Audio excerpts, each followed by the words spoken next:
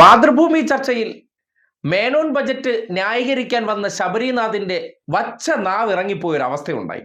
ഒറ്റ ചോദ്യത്തിൽ കേരളത്തിലെ സർക്കാർ ജീവനക്കാരെ മേനോൻ മുഖ്യമന്ത്രി നടത്തിയ പൂക്കിത്തരം പറയാതിരിക്കാൻ ഒരു നിവർത്തിയില്ല.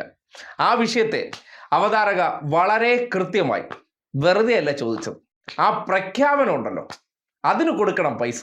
ഒരു കൂട്ടം ആൾക്കാരുടെ മുന്നിൽ പോയി ഇന്ന് ഇവനെയൊക്കെ എല്ലാത്തിനെയും ഒന്ന് ആവേശം കൊള്ളിക്കണം. അതിനെന്ത് ചെയ്യണം? പൂക്കി ആലോചിച്ചതിന് ശേഷം ഒരു ഐഡിയ കണ്ടെത്തി, എന്നിട്ട് നടത്തിയ ആ വിസ്മയ പ്രഖ്യാപനം, ഏകദേശം 10 ദിവസങ്ങൾക്ക് മുന്നേ നടന്ന ആ വിസ്മയ പ്രഖ്യാപനത്തിന്റെ ചോദ്യമാണ് ഒരു ഒന്നൊന്നര ചോദ്യം.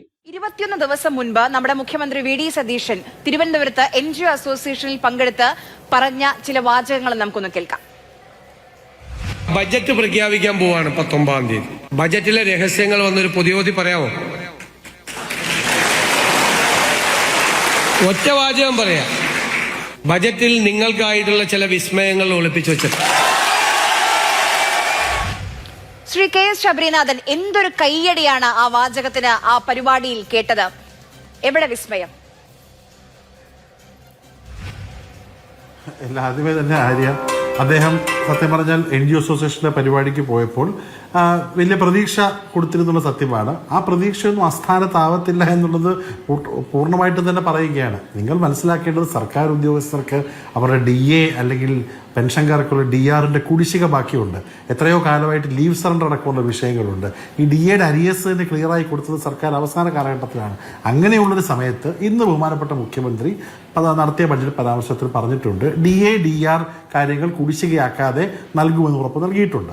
അതോടൊപ്പം ലീവ് സറണ്ടറിന്റെ വിഷയങ്ങൾ പഠിച്ചുകൊണ്ട് തീരുമാനമെടുക്കുമെന്ന് പറഞ്ഞിട്ടുണ്ട്. അപ്പോൾ ഒരു വിഷയത്തിൽ ഞാൻ പറഞ്ഞില്ലേ, വിഷയത്തിൽ ഇതുവരെ കിട്ടാതിരുന്നൊരു കാര്യം അല്ലെങ്കിൽ LDF നിഷേധിച്ച കാര്യം നൽകും എന്നൊരു സൂചന നൽകിയിട്ടുണ്ട്. തീർച്ചയായിട്ടും അതിനെ ഒരു വേദിയിൽ പറഞ്ഞപ്പോൾ വിസ്മയമായിട്ട് ജനങ്ങൾ എടുത്തതൊക്കെ ഒരു തെറ്റിദ്ധാരണ ജനമാകാം. പക്ഷേ സർക്കാർ ഉദ്യോഗസ്ഥർക്ക് ആ ചോദ്യം സ്വപ്നത്തിൽ പോലും പാവപ്പെട്ട ശബരിനാഥൻ കരുതിയിരുന്നില്ല.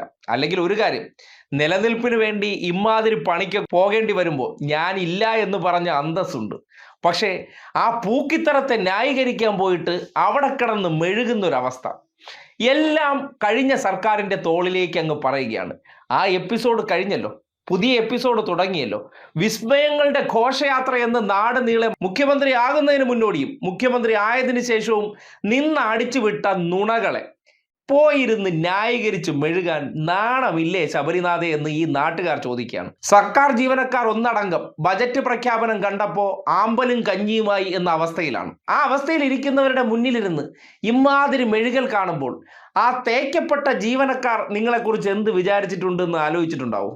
സ്വന്തം വ്യക്തിത്വം മറ്റൊരാളുടെ പറ്റിക്കലിനെ ന്യായീകരിച്ച് എങ്ങനെയാണ് കോൺഗ്രസിലെ ചിലർ നഷ്ടപ്പെടുത്തുന്നു എന്നതിൻ്റെ തെളിവ് കൂടിയാണ് ആ ചർച്ച.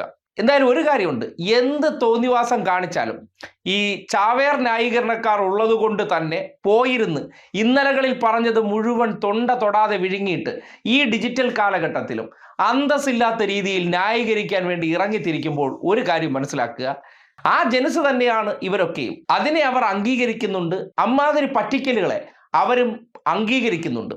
അതുകൊണ്ടാണ് ശബരിനാഥനെ പോലുള്ളവർ നാട്ടുകാർ കരുതുന്നുണ്ട് നല്ല ക്ലീൻ ഇമേജ് ഉള്ള വ്യക്തിയാണെന്ന്. എന്ത് ക്ലീൻ ഇമേജ്? ഇതൊക്കെയല്ലേ അവസ്ഥ. ഒറ്റ ചോദ്യത്തിൽ മെഴുകിയതിന് ശേഷം ന്യായീകരിക്കാൻ ഇറങ്ങി പുറപ്പെടുമ്പോൾ നാട്ടുകാർ കാണുന്നുണ്ട്.